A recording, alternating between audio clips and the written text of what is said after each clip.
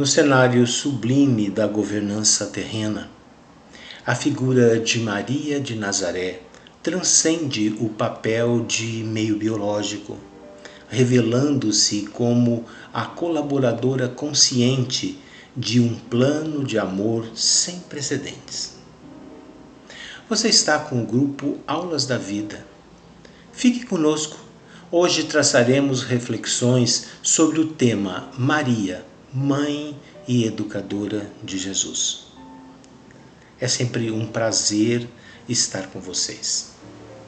Maria não foi apenas a escolhida, mas um espírito de elevadíssima hierarquia, cuja evolução milenar lhe permitiu oferecer a base emocional, a base moral necessária para que o governador espiritual da Terra se manifestasse entre nós. Examinando o Evangelho de Lucas, capítulo 1, versículo 31, nós lemos: E eis que em teu ventre conceberás e darás à luz um filho, e por-lhe-ás o nome de Jesus. Sob a ótica espírita, o versículo não anuncia apenas um nascimento biológico, mas registra um dos planejamentos reencarnatórios mais sublimes da Terra. Distinto das reencarnações comuns, marcadas por esquecimento e por expiações.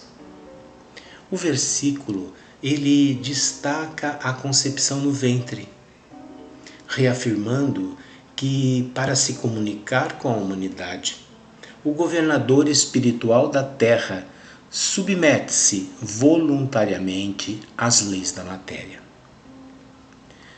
Para um espírito da envergadura de Jesus, habitar um corpo físico representa um desafio assumido. Maria não foi uma escolha aleatória. O eis que conceberás, expresso no Evangelho, indica uma aceitação prévia de uma alma que se preparou por séculos para oferecer o equilíbrio biológico e psíquico necessário para essa descida vibratória. O nome não foi escolhido pelos pais terrenos, mas foi determinado pelo plano espiritual. No hebraico, Jesus, Yeshua, significa ao Senhor salva ou Salvador. No Espiritismo, nós entendemos que Jesus não salva por um ato mágico ou pelo derramamento do seu sangue, mas sim por meio da pedagogia. Ele salva a criatura do erro, ele salva a criatura da ignorância, ele salva a criatura do egoísmo, ao propor o modelo de amor incondicional. Essa missão se confirma na questão 625, na qual o plano espiritual sela a identidade do Cristo como o guia e modelo para a humanidade.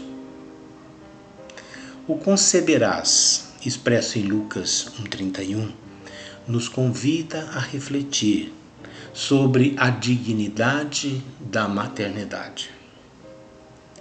Para o espírita, esse momento representa a esperança, a prova de um plano espiritual superior nunca abandona a Terra e que, mesmo nas épocas de maior sombra, a luz encontra um meio de nascer, desde que encontre uma alma disposta a servir com humildade e coragem, como o exemplo de Maria.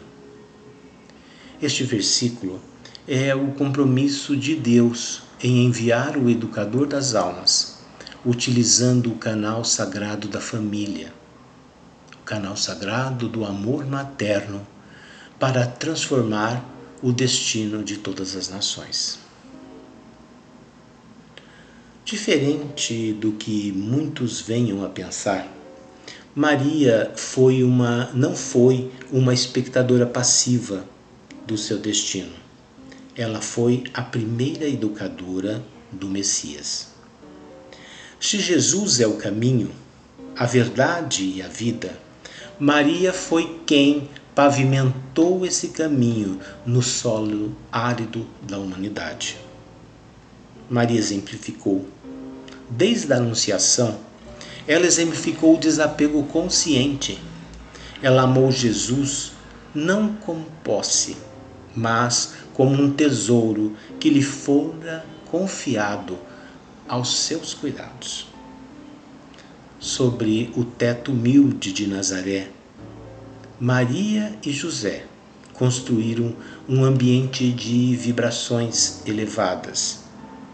E foi ali que a criança Jesus, em seu processo de adaptação à matéria, encontrou o sustento psíquico, o vínculo seguro, a base emocional necessária para crescer em sabedoria, estatura e graça, assim como encontramos em Lucas 2:5-2. A educação se realiza menos pelas palavras e mais pelo exemplo e pela vibração. E Maria foi a tradutora silenciosa dessa lei no cotidiano.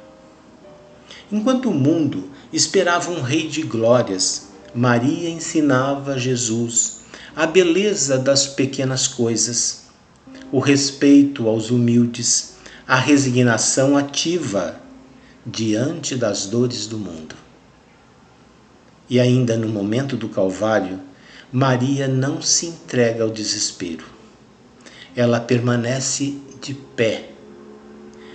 Ali ela educa pela última vez o Cristo encarnado, demonstrando que o amor é mais forte do que a morte e que a fé no futuro é o que nos mantém íntegros nas provações.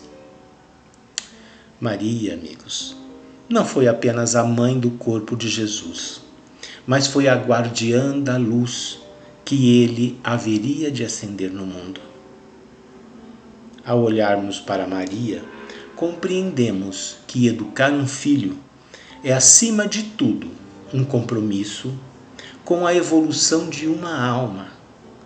Ela nos convida a transformar nossos lares em oficinas de trabalho e oficinas de amor, onde o espírito possa florescer livre de egoísmos. Na busca ainda da compreensão mais ampla, não poderíamos deixar de examinar a questão 821 de O Livro dos Espíritos. Frequentemente, essa questão é tomada como um dos pilares doutrinários para refletir sobre a igualdade dos direitos e a valorização das funções sociais associadas aos sexos na experiência encarnatória. Nessa questão, Allan Kardec pergunta se as funções da mulher na natureza têm a mesma importância que a dos homens. A resposta é direta e incisiva. Sim, e maiores até. É ela quem lhes dá as primeiras noções de vida. Para compreender adequadamente esse texto, é indispensável contextualizá-lo no século XIX, considerando simultaneamente a linguagem da época e também a ruptura filosófica que ela propunha. Ser fiel ao Espiritismo não é cristalizar suas respostas. As respostas não devem ser lidas ao pé da letra, mas interpretadas à luz do próprio princípio de progresso que a doutrina espírita sustenta. Primeiramente, examinaremos o viés do lugar de fala no século XIX. A formulação da pergunta, por Allan Kardec, reflete o contexto sociocultural da França no século XIX. Nessa época, a inferioridade jurídica e social da mulher era uma norma institucionalizada, como se observa, por exemplo, no Código Napoleônico, que colocava a mulher sobre a tutela do marido. Nesse sentido, é preciso reconhecer o preconceito que está implícito na própria pergunta. Ao questionar se as funções da mulher têm a mesma importância que a dos homens, o enunciado parte de uma dúvida que hoje consideraríamos evidente e até ofensiva, ridícula, pressupondo a existência de uma hierarquia natural entre os sexos. Mas para a época, expressava exatamente o pensamento vigente. Identificamos também a presença do chamado paternalismo científico, que é caracterizado na época pelo uso recorrente do termo natureza. Lembram-se? A pergunta é: as funções da mulher na natureza têm a mesma importância que a dos homens? Então, lembrando, na palavra natureza era utilizada em muito na época e era chamada através do paternalismo científico, que argumentava justamente a diferença, justificava a exclusão da mulher da vida pública, sob a alegação que a natureza, entre aspas, da mulher seria essencialmente doméstica, voltada ao cuidado. A resposta a essa pergunta é uma ruptura do preconceito. Embora a pergunta carregue o tom da sua época, a resposta dos espíritos é considerada revolucionária para 1857. Justamente por subverter a hierarquia social esperada. Em uma sociedade que valorizava o poder político e econômico, tradicionalmente associado ao universo masculino. A função atribuída à mulher era declarada ainda na resposta maior. Essa afirmação retira a mulher de uma posição de coadjuvante e desloca o centro do valor social do poder externo para quê? Para a formação moral do ser humano, dizendo que essa é a função maior, a formação moral do ser humano. Contudo, é fundamental compreender que tal valorização não se apoia em uma suposta superioridade de gênero entre homem e mulher, mas aponta para um princípio espiritual mais profundo, que atravessa toda a doutrina espírita: a igualdade intelectual e moral dos espíritos. A igualdade intelectual e moral entre homens e mulheres. Essa leitura se consolida quando relacionamos a questão 821 que estamos vendo à questão 818. Tem os espíritos sexo? Não. A partir dessa articulação, torna-se claro que a doutrina espírita rompe com o preconceito. Rompe com o preconceito de gênero a afirmar que a alma é neutra e que as diferenças sexuais constituem ferramentas temporárias de aprendizado e não critérios determinantes, determinando o valor, determinando a capacidade ou determinando o destino espiritual daquela alma. Uma leitura mais crítica em nossa época, contudo, permite identificar um limite simbólico ainda presente na própria resposta, o que alguns autores denominam de elogio que limita, ou preconceito benevolente, ou preconceito sutil. É ela quem lhes dá as primeiras noções de vida. Ao vincular a importância da mulher ao fato de dar as primeiras noções de vida, a resposta pode ser interpretada, se lida isoladamente, como se o valor feminino estivesse condicionado à maternidade ou ao cuidado doméstico, mantendo ainda que, de forma sutil, forma discreta, a mulher circunscrita ao espaço privado, enquanto ao homem caberia o chamado progresso exterior. Entretanto, amigos, o próprio Espiritismo corrige essa leitura em outras passagens, ao afirmar que as leis de Deus concedem a todos os espíritos, todos, a mesma inteligência, a mesma faculdade, as mesmas possibilidades de progresso, independente do sexo biológico. Até este ponto, podemos observar que, embora a formulação da pergunta reflita um preconceito estrutural do século XIX, ao pressupor que há dúvidas sobre a igualdade entre homens e mulheres,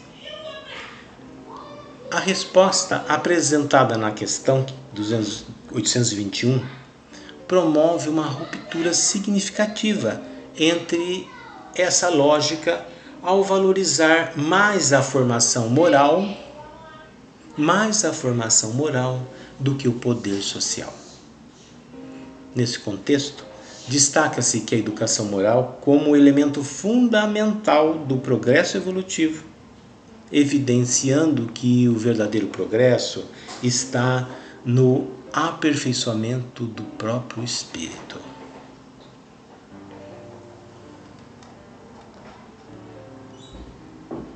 Permanecer apenas com a leitura pura e simples da questão pode nos levar a enganos. Permanecer com a leitura significaria cristalizar a questão 821 no século ainda XIX e não nos permitiria uma leitura rica, uma leitura tão substancial, tão significativa daquilo que o Espiritismo nos ensina. A fidelidade ao pensamento espírita exige avançar além da literalidade da resposta, reconstruindo seu sentido à luz do princípio da evolução contínua do espírito, apregoada no Espiritismo. A análise das questões que se seguem a 821 nos convida, portanto, a uma reconstrução consciente. Reconstruir aqui não significa negar o texto. Não vamos negar o texto das obras básicas, mas nós vamos libertá-lo de uma leitura estática, permitindo que sua essência, que é a igualdade espiritual, se revele plenamente. Embora o texto original utilize a expressão maior, a reconstrução espírita aponta que não deve haver precedência hierárquica entre os gêneros, mas deve haver corresponsabilidade. Corresponsabilidade é a palavra-chave. Corresponsabilidade entre espíritos, seja ele encarnado num corpo feminino ou num corpo masculino. Corresponsabilidade entre espíritos em processo de aprendizado.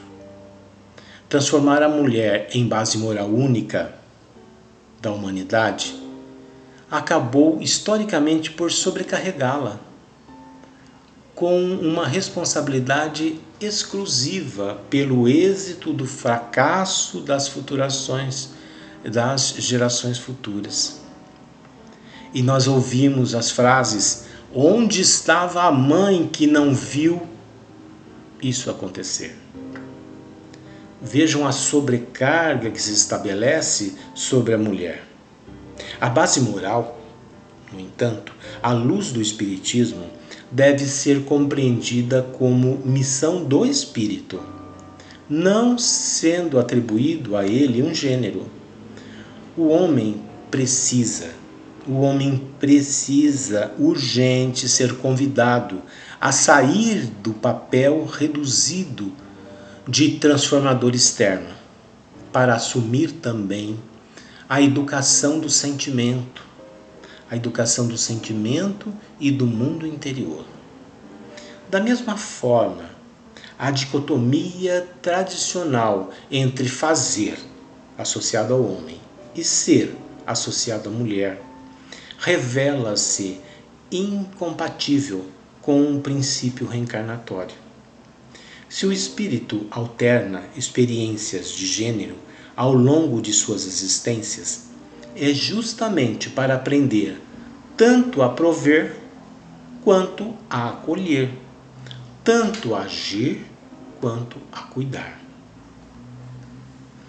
Então, reconstruída à luz dos princípios da igualdade espiritual, a questão 821 deixa de ser um elogio potencial limitador para se tornar um manifesto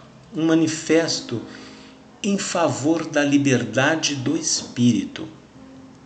Ela nos convida a compreender que a educação moral da humanidade não é um fardo feminino, mas é um compromisso coletivo de todos nós, de todos os espíritos empenhados no próprio progresso. E nesse horizonte, Maria e José não representam papéis fixos, mas uma harmonia possível entre acolhimento e ação, sensibilidade e responsabilidade, exemplo e transformação. Um equilíbrio que a doutrina espírita propõe, não como exceção, mas como o caminho evolutivo para todos, o único caminho evolutivo para todos nós. Faltou examinarmos a nossa sociedade de hoje. E nesse ponto da reflexão, a questão desloca-se para o campo teórico, que tratamos até agora, para o campo da responsabilidade coletiva. Se aceitamos que a primeira educação é o alicerce do progresso evolutivo do espírito, então a resposta não pode recair exclusivamente sobre as mães. Ela precisa alcançar a forma como a sociedade, como o todo cria ou nega condições para que essa educação aconteça. Se a primeira educação é a base de tudo, como nós estamos ajudando as mães de hoje a serem as educadoras de amanhã? Nós estamos ajudando as mães de hoje a serem as educadoras no amanhã? A resposta honesta começa por um diagnóstico que é incômodo a todos nós. Ajudamos pouco, cobramos de muito. Ajudamos quase nada, cobramos demais. Exaltamos a maternidade como uma missão elevada, nobre, mas na prática oferecemos sobrecarga, solidão e culpa. Celebra-se, amigo, o ideal, enquanto o suporte é negligenciado. Esse paradoxo nasce de uma leitura não reconstruída da questão 821. Elogia-se a função educativa feminina, mas ela permanece isolada, só, com responsabilidade quase exclusiva. A sociedade admira, mas não sustenta. Valoriza simbolicamente, mas abandona na experiência concreta. Superar essa contradição exige uma reconstrução real da lógica social vigente, sustentada em 3 movimentos essenciais: redistribuir responsabilidades, reconfigurar o cuidado e promover uma reeducação espiritual coletiva. Amigos, se a primeira educação é a semente do destino humano, então o futuro não começa nas grandes reformas. O futuro começa no colo que acolhe, no olhar que escuta, começa na presença que sustenta. Não basta exaltar as mães, não basta elogiar as mães, glorificar as mães, colocá-las como símbolo sagrado, enquanto a deixamos sozinhas no exercício mais difícil da Terra, que é formatar consciências em um mundo adoecido. Honrar Maria à luz do Evangelho de Jesus, à luz do Espiritismo reconstruído, não é repetir louvores, não é entoar hinos, é criar condições reais para que nenhuma mãe precise ser forte além do necessário, nem ser heroína por obrigação. A verdadeira fidelidade à questão 821 não está em perpetuar papéis, mas em assumir responsabilidades que é de todos nós. A educação moral da humanidade não é um fardo feminino, é um pacto espiritual coletivo. Quando um pai cuida, quando a sociedade protege a infância, quando o tempo do vínculo é respeitado, o que nasce não é apenas uma criança mais equilibrada, é uma humanidade mais consciente. Aquela sociedade que todos nós esperamos e sonhamos. Assim, finalizando, a pergunta final que se impõe não é apenas como ajudamos as mães, mas quem estamos nos tornando para merecer as gerações que chegam.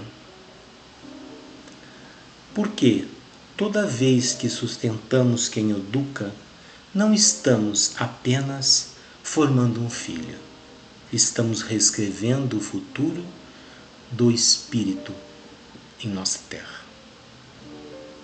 Senhores, agradeço a atenção de todos e em nome do grupo Aulas da Vida, desejamos muita paz. Obrigado.